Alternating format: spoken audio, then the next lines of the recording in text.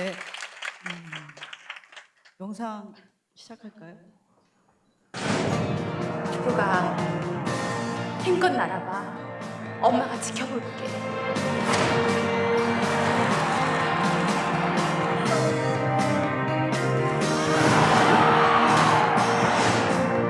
조심해! 넌 아빠처럼 용감한 파수꾼이 될 수 있어.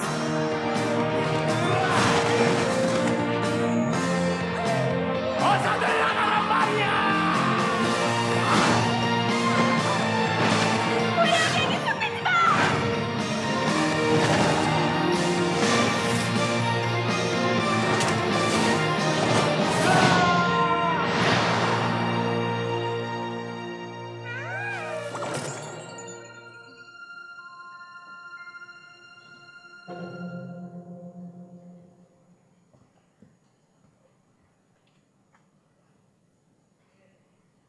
어, 2011년에 제가 만들었던 애니메이션 마당을 나남다 예고편을 보여드렸는데요.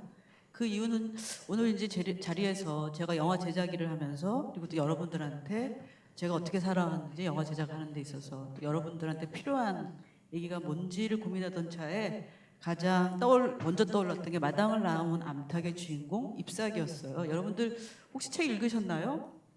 예, 아마 원작 동화로 굉장히 유명한 베스트셀러고 또 한국 애니메이션으로는 처음으로 200만이 넘게 관객 동원을 해서 한국 애니메이션상 가장 크게 성공했다는 작품이고요.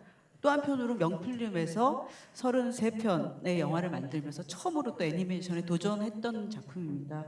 그래서 이 작품을 생각할 때마다 또 잎사귀라는 여자 주인공 암탉을 생각할 때마다 저는 항상 떠오르는 단어가 도전과 용기예요. 그러니까 제가 실사 영화를 만들면서 왜 한국 애니메이션에는 남들 헐리우드처럼 또 일본처럼 멋진 작품이 관객들한테 많은 사랑을 받는 작품이 없을까라는 아쉬움이 있었거든요. 그러니까 항상 실패와 좌절만 거듭해왔던 한국 애니메이션에 저 영화 제작자로서 도전해 보고 싶다라는 생각을 했었던 것이고요.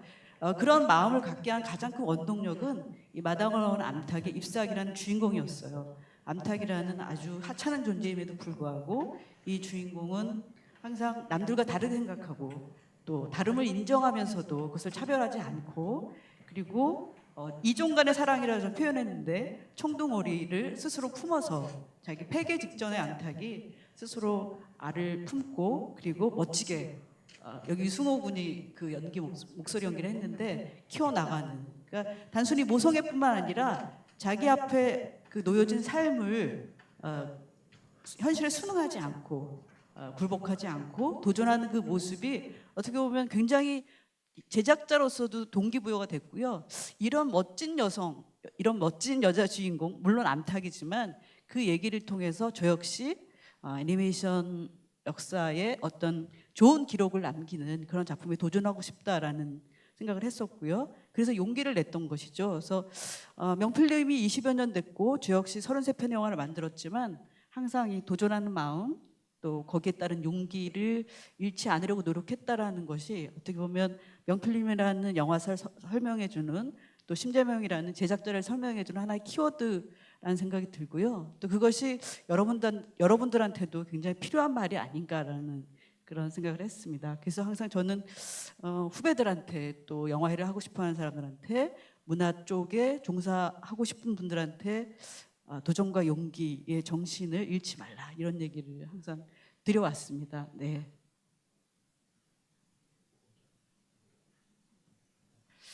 그러면 뭐 이렇게 영화를 하는 데 있어서 살아가는 데 있어서 그 도전 정신과 용기만 있으면 되냐 그런 건 아닌 것 같아요.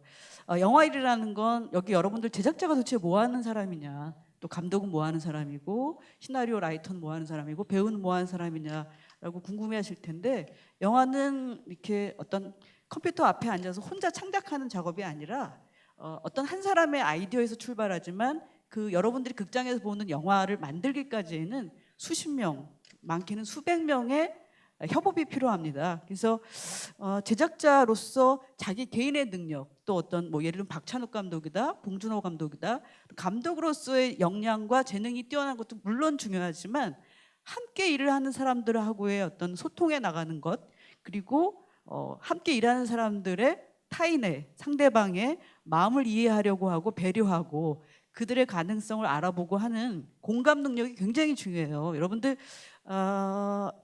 학교를 다닐 때도 마찬가지겠지만 사회생활에서 저는 더욱더 필요하다는 것이 그 바람직한 인간관계거든요. 그러니까 혼자 잘났다고 뭐가 되는 일은 거의 없는 것 같아요. 예를 들면 컴퓨터 앞에서 또는 혼자 그림을 그리든 글을 쓰든 하더라도 그것이 거기서 끝나는 게 아니잖아요. 아웃풋은 결국 마케터를 만나고 출판사 사장을 만나고 또 소비자를 만나고 영화는 관객을 만나는데 그런 면에 있어서 개인의 역량도 중요하지만 함께 일하는 사람들하고 소통할 수 있는 커뮤니케이션 능력 그리고 상대방의 가능성 또 상대방의 어떤 지금의 문제점 또는 그가 하고자 하는 바 이런 것들을 이해하려고 하고 배려하는 그래서 그들 모두에게서의 최대한의 효율성과 능력을 끌어내는 그런 공감 능력이 굉장히 중요한 것 같아요. 그래서 특히나 제작자는 한 편의 영화를 온전하게 책임지는 사람 중에 한 사람인데 그 중에서 개인의 능력도 중요하지만 소통하고 공감하는 능력이 그 못지않게 중요하다. 왜냐하면 영화라는 것은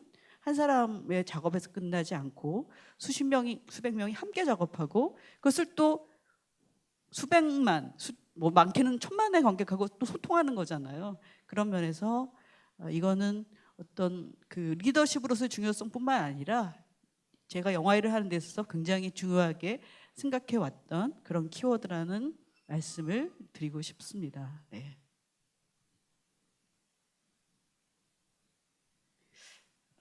근데 사람들은 그 모르겠어요. 저는 정말 솔직히 말씀드리면 그 마이너 중에 마이너의 삶을 살아왔던 사람이에요. 그러니까 어렸을 때는 컴플렉스 덩어리였고 누군가 이렇게 물어보면 당신을 구성하고 있는 가장 중요한 요소가 뭐냐고 한 열등감이라고 했거든요.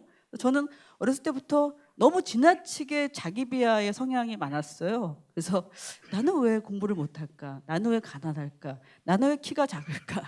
뭐 여러 가지들 있잖아요. 그래서 그런 필요 이상의 그 열등감 속에서 쓸데없이 청춘을 낭비하고 그 소비해왔던 시절이 있었습니다. 그러면서 그럼에도 불구하고 제가 여러분 앞에서 이렇게 또 제 얘기를 할 수 있었던 건 제가 놓치지 않고 그 어떤 열등감이나 어떤 상실감 속에서도 놓치지 않았던 것은 꿈이었어요. 내가 하고 싶었던 일, 내가 되고 싶은 사람. 근데 그것이 그냥 단순히 꿈을 이루어야 되겠다 또는 되고야 말겠다 이런 것은 아니었고요. 그냥 내가 이루고 싶은 꿈에 대해서 굉장히 간절하고 절실하게 저를 들여다보면서 해왔던 것 같습니다. 그거 아니고는 별거 저는 뭐 이렇게 잘난 것도 없고요. 또 여러 가지 운도 따랐지만 그 내가 정말 바라는 것이 내 꿈이 무엇인지 그래서 그것을 구체적으로 꿈꾸고 그리고 나의 꿈을 가만히 찬찬히 들여다보면서 그걸 이뤄가는 그런 과정을 나름대로 해왔는데요. 그래서 저는 항상 어떤 무엇이 되겠다 또 어떻게 됐다라는 결과보다는 자기가 거기 어떤 꿈에 다다르기 위해서 또 내가 하고 싶은 일을 이뤄내기 위해서의 그 과정의 소중함을 아는 사람이어야 된다는 생각이 들어요. 그래서 우리 사회에서는 너무 지나치게 절대적이가 상대 평가를 하면서 행복이 뭔지 성공이 뭔지 어떤 물질적 욕망이 뭔지 이런 것에 대해서 너무 천착하는 건 아닌가라는 생각이 들거든요. 그러면 굉장히 불행한 삶이고 불행한 시대라는 생각이 드는데요. 저는 결과가 어떻든 그 과정 속에서 내가 얼마나 치열하고 그리고 충실하게 나의 삶을 스스로 이끌어 나갔나 엮어 나갔나 내 자신이 어떤 주체성을 가지고 그 과정에 최선을 다하면 결과가 어찌 됐든 무엇이 됐든 행복한 사람 아닌가 성공한 사람이 아닌가라는 그런 말씀을 드리고 싶습니다. 그래서 저는 항상 이렇게 뭐 성공하셨어요? 성공의 비결이 뭐예요? 이렇게 물어보면 저는 항상 그 생각을 한 번도 해본 적이 없다라고 솔직하게 말씀드려요. 그건 거짓말이 아니고요.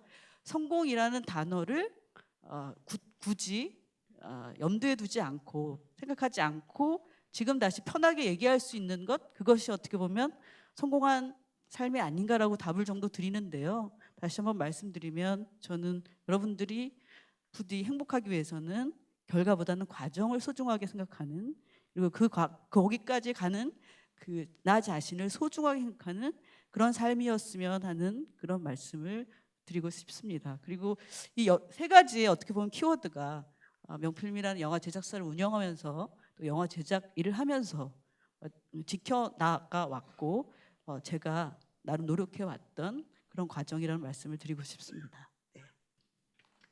박수 부탁드립니다.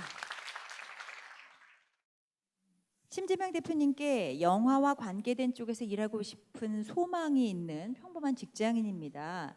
영화가 참 좋지만 어떻게 손을 닿아야 할지 모르겠어요 라고 물어주셨네요. 어떻게 손을 닿아야 될까? 스크린에 손을 갖다 댈 수도 없고. 저도 영화를 전공하진 않았고요. 대학에서는 국어공문학을 전공했는데 네.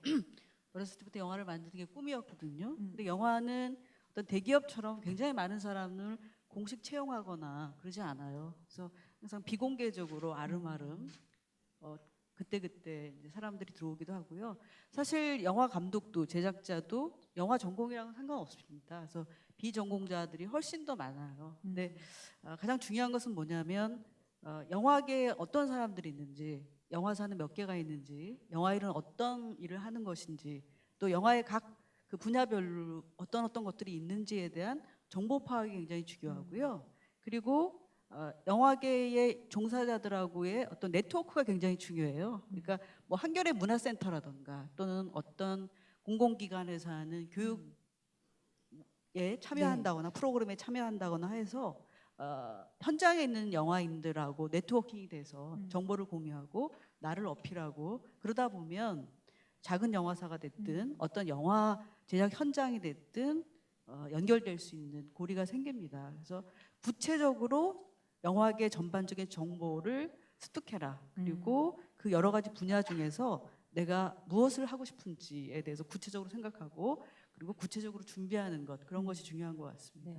뭐 시내 21이나 이런 잡지 보면 뒤에 그렇게 몇 명씩 채용한다 뭐 이런 광고 같은 게 많던데 그런 걸 좀 지켜보는 것도 도움이 될까요? 그렇죠. 뭐 영화 매거진에 나오는 그 공채 공고라든가 네. 또는 뭐 그런 잡사이트에 또 보면은 들어가고 영화진흥위원회 게시판에 보면 또 그때마다 연출부를 뽑습니다. 제작부를 뽑습니다. 어떤 미술 파트에 누구를 지금 그 필요로 합니다. 이런 것들이 뜨거든요. 그래서 네. 항상 영화계 전반적인 현안 또는 사람들 이런 것들에 대해서 구체적으로 레이더를 열어놓고 다가갈 수 있는 준비를 하는 것 그것이 중요합니다. 전공이랑은 상관없이요. 구하라. 그러면 얻을 것이다가 되겠네요. 네. 두 번째 질문은 보니까 영화 산업이 가진 매력 혹은 환상과 현실은 이런 질문인데요.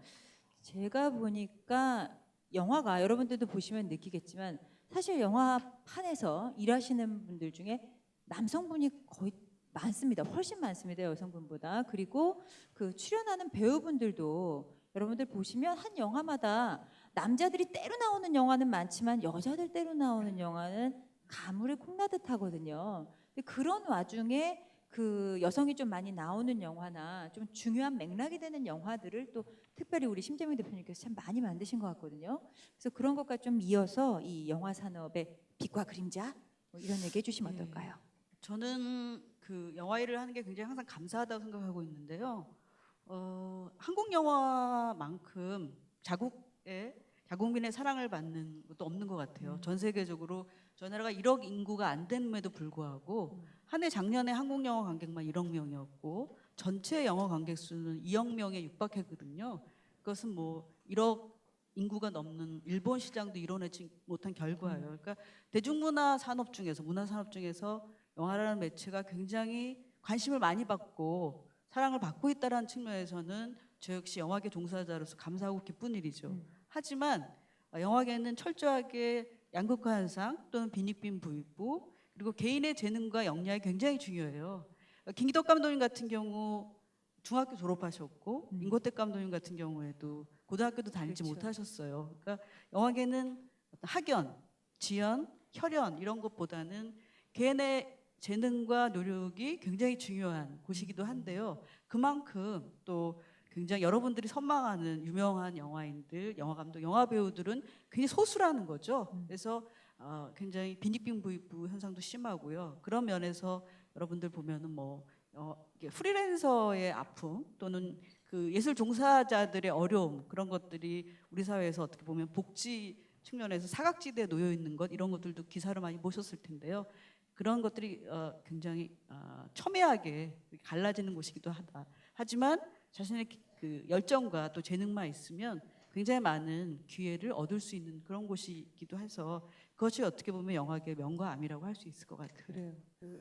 심재명 감독님께 질문 드리고 싶은 게 그 영화를 제작하실 때 어떤 아이디어나 이런 거를 어디서 얻으시는지 그런 것도 궁금하고 네 그런 게 주로 네, 이 대학교 1학년 우리 이진원 양이 영화 만드실 때 아이디어는 어떻게 구하시냐고. 저는 감독이 아니고 제작자고요. 영어로 하면 프로듀서입니다. 영화계 직업 중에는. 예를 들면 우리 생애 최고의 순간이라는 아까 사진을 보셨는데 그거는 우연히 아테네 올림픽 결승전을 TV에서 보고 와, 저 비인기 종목의 여성들의 저 뜨겁게 투혼하는 모습이 너무 감동적이어서 이것을 영화로 만들면 많은 여성들이 또 많은 사람들이 좋아하지 않을까라고 또 했거든요.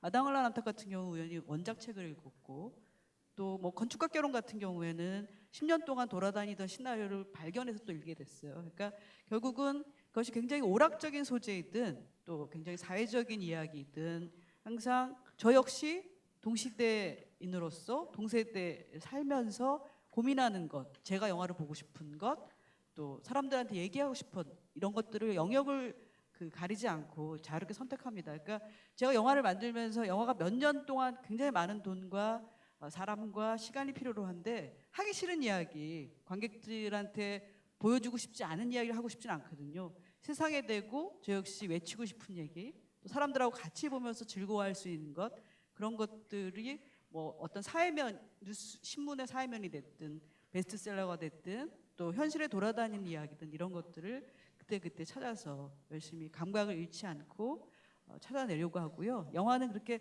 어떤 한 줄의 컨셉, 하나의 아이디어에서 출발하거든요. 그래서 한 편의 영화가 완성이 됩니다. 내가 재밌는 게 남도 재밌으면 참 좋잖아요. 근데 가끔 나는 재밌는데 남들은 다 재미없대. 맞아요. 그래서 그럴 때는 어떻게 해야 돼요? 그러니까요. 그래서 왜 여러분들 극장에서 영화 보시면 야 저런 시대착오적인 영화를 왜 만들었지 이런 얘기 많이 하시잖아요. 도대체 저거를 돈 내고 뭐라고 하는 건가라는 것도 있고 또 어떤 영화는 예를 들면 저 역시도 가장 최근 영화에서 기억에 많이 남는데 제가 만든 건축가 결혼 같은 영화도 우리가 그 건축가 결혼을 보면서 우리 모두의 첫사랑을 소환하잖아요. 그 아주 소통의 순간이 굉장히 행복한데 그래서 항상 영화 제작을 할 때 저는 첫 번째 저한테 물어봐요. 저 스스로한테 정말 내가 만들고 싶은 이야기인가? 그래서 거듭 물어봐서 아니야 사실은 별로 만들고 싶지 않은데 돈이 좀 필요한 것 같아. 아니면 다른 이유가 이런 거보다는 정말 제가 만들고 싶은 이야기인가 나 스스로도 보고 싶은 이야기인가를 자문하게 되고요. 그 다음에 두 번째 또 스스로 질문을 합니다. 그러면 사람들은 보고 싶어 할까? 예, 그럼 그건 그냥 혼자서 물어보는 게 아니라 스스로 물어본 다음에는 설문조사를 한다거나 FGI를 한다거나 어떤 마케팅 툴을 활용해서 이 이야기가 과연 시대착오적이라는 얘기를 안 듣는 사람들이 보고 싶어하는 가능성이 있는 이야기라는 것을 객관적으로 확인하는 과정을 거칩니다. 그 다음 세 번째는 그러면 돈을 벌 수 있나? 예를 들면 저는 제작자인데 단순한 창작자가 아니거든요. 수십억 원에 들어간 돈을 책임져야 되는 사람이에요. 감독보다 더욱더 자본에 대해서 책임을 지는 사람이 프로듀서, 제작자인데 그렇다면 이 이야기를 만들어서 과연 손해를 보지 않을 것인가? 왜냐하면 제가 A라는 영화 아까 뭐 작가님이 와이키키 브라더스라는 영화 너무 좋았다 얘기하셨는데 사실 그 영화 손해봤거든요. 근데 손해를 보지 않았을 때 미덕은 뭐냐면 그 다음에 그런 용감한 기획들을 계속할 수 있어요. 근데 손해를 보면 위축되면 맞아 그런 얘기는 안 돼. 작가주의 영화는 역시 안 돼. 이런 얘기를 듣거든요. 제작자는 예술 영화라도 손해를 보지 않는 어떤 자본의 책임을 져야 돼요. 그런 면에서 세 번째 질문 손해보지 않을 것인가? 그러면 그 다음엔 어떻게 손해보지 않을 것인가에 대해서 또 여러 가지 고민을 하죠. 그 영화가 5억짜리로 만들어야지 합당한 것인지 50억 원을 들어야지 관객들을 즐겁게 할 것인지 그런 거에 대해서 굉장히 또 객관적인 시뮬레이션과 스터디와 준비를 하는 이렇게 한 세 가지 단계로 질문하고 답하고 또 객관적으로 검증하는 과정을 거쳐서 영화를 만들게 됩니다. 네. 손재명 제작자님한테 질문을 드리고 싶은데, 제가 이쪽에 관심이 많아서 이제 책도 많이 보고 이제 현실이 어떤가 많이 궁금해하고 있었는데, 이제 제가 제일 많이 드는 생각이 이 일을 하면은 여자의 일종의 라이프 사이클이라 해야 되나, 그거랑 잘 안 맞는다는 생각이 들어요. 장기적으로 봤을 때나. 왜냐면은 현장에서의 감도 중요하고 일도 굉장히 불규칙적인 편인데, 뭐 이렇게 처음에 조연출이나 뭐 이런 걸로 실컷 고생을 하고 나면 결혼 정년기가 되고, 그러면 결혼을 하고 나면 여지껏 고생한 거는 물거품이 되고 그냥 아이를 낳아야 되고, 아이 낳으면 1년은 그냥 가고 1년 가면 감을 잃고, 이렇게 이렇게 생각을 해서요. 저는 그런 쪽으로 봤을 때 이게 정말 내 20대를 다 바쳐서 일을 했을 때 나중에 나에게 정말 돌아오는 게 있을 수 있을까. 그리고 제작자님은 그런 상황이 분명히 이미 지나가셨을 텐데 어떻게 극복을 하셨고, 그런 게 궁금합니다. 예, 정말 그 한국 사회가 저출산율이 대단하잖아요. 그래서 몇 년 전에 그 통계를 보니까 평균 한 명이 안 되더라고요. 0.7 정도. 근데 영화계에서도 한번 조사를 했었어요. 그랬더니 0.6 정도예요. 그러니까 채 한 명을 낳지 못하는. 그리고 또 24시간 타가나 보육시설 같은 게 우리나라 굉장히 힘들잖아요. 근데 영화계는 9 to 5의 직업이 아니라 현장 스텝은 더더욱 말할 것도 없고, 지방에 가거나 외국을 가면 그 아이를 맡길 곳이 없어요. 그러니까 우리나라 사회처럼 그 뭐랄까 보육의 문제, 타가의 문제가 개인한테 문제를 책임지는 나라가 없을 텐데, 그런 면에서는 우리가 함께 싸워야 되겠죠. 그런 구조적인 모순을 개선하기 위해서. 근데 어쨌든 영화계는 그런 면이 없지 않아 어려움이 있고요. 그래서 저처럼 결혼하고 아이를 낳고 일을 하는 사람이 굉장히 드뭅니다. 그래서 온전하게 결혼이나 출산이라는 여성 고유의 그런 미덕이나 이런 것들을 누리지 못하고, 미덕과 역할을 누리지 못하고 있는 것들이 많은데요. 그럼에도 불구하고 어쩌겠어요. 내가 정말 영화 일을 해야겠다, 나는 이 일을 하지 않으면 안 되겠다라는 생각이 든다면 좀 더 계획적으로 어떤 출산에 대한 계획도 해야 될 것 같고요. 꼭 뭐 3명을 낳을 그럴 상황은 못 되면 뭐 1명이라도 만족하자라고 하면서 어떤 계획을 세운다거나, 또는 이 일이라는 게 저처럼 이제 영화사에 근무하고 어떤 급여를 받고 일하는 일도 있지만 프리랜서성 성격도 많거든요. 그래서 자기 스스로 자기가 좀 주체적으로 스케줄링을 하는 것, 그런 것이 굉장히 중요한 것 같습니다. 근데 여러분들한테 좀 무책임한 말씀인지 모르겠지만 저 역시 결혼과 출산을 통해서 굉장히 훨씬 더 많은 새로운 경험이나 각성 같은 걸 했어요. 그래서 제가 만약에 아이가 없었으면 마당을 낳은 암탉이라는 영화를 감히 기획을 했을까? 내가 결혼하고 여성들끼리 어떤 연대라는 걸 생각하지 않았으면 우리 생애 최고 순간이라는 영화를 만들 수 있었을까, 이런 생각을 하거든요. 그것은 미혼이나 또는 그렇지 않은 여성들이 생각하지 못하는 것을 제가 이렇게 어떤 출산과 육아, 결혼이라는 수업료를 내서 또 얻을 수 있는 성과가들이 있었던 것 같아요. 그런 면에서 여전히 현재 영화계에서 또 한국 사회에서 여성이 결혼하고 출산하고 일을 한다는 것이 굉장히 어렵지만, 그것에 대해서 좀 더 객관적이고 영악하게 계획을 세우고 자기 주체적으로 스케줄링을 하는 것, 그런 것이 제가 좀 막연한 답변이긴 하지만 또 중요한 답이 아닐까라는 생각을 합니다. 두 분 어느 정도 뭐 원하시는 꿈을 이룬 분들이라고 볼 수 있는데, 뭐 앞으로도 또 생각하시는 계획, 목표 뭐 이런 것이 있다면 어떤 것이 있는지. 예, 저는 이제 34번째 영화 막 촬영이 끝나서 후반 작업 중이고, 내년 상반기에 또 극장에서 여러분 보실 수 있을 거예요. 관능의 법칙이라고, 제목이 좀 야릇하죠. 한국 영화에서 잘 다루지 않았던 40대 여자들의 성과 사랑 얘기예요. 엄정화 씨, 문소리 씨, 조민수 씨 나오는. 근데 아마 또 명필림스럽게 여자들이 온전하게 주인공인 영화가 될 것 같은데요. 그 영화 개봉 때문에 한창 바쁘고, 또 어떤 근시간 내의 계획은 저희가 명필림 영화학교라는 교육기관을 세웁니다. 그래서 제작과 교육이 같이 이루어지는 그런 이제 비인가 학교이긴 하지만 여러분 무상 기숙 학교로 운영될 겁니다. 우와. 2년 과정이고요. 자기 장편을 연출할 수 있어요. 그래서 졸업하면 장편 데뷔작을 만들게 되는 그런 학교인데, 명필림 영화학교를 내년 가을에 신입생을 받고 2015년 개강하는 명필름 영화학교 만드는 일이 또 굉장히 바쁩니다. 그래서 그냥 지금 계속 스텝 바이 스텝 영화회를 하고 또 그 외에 영화 제작 외에 무슨 일을 할 수 있을 것인가 이런 것들을 계속 고민하면서 살고 있습니다. 나의 꿈을 찾아서 방황하는 청춘들에게 좀 도움이 될 만한 한 말씀씩을 좀 해주신다면. 저는 저희 딸 초등학교 6학년 졸업식 때 담임 선생님이 그 얘기를 해주셨는데요.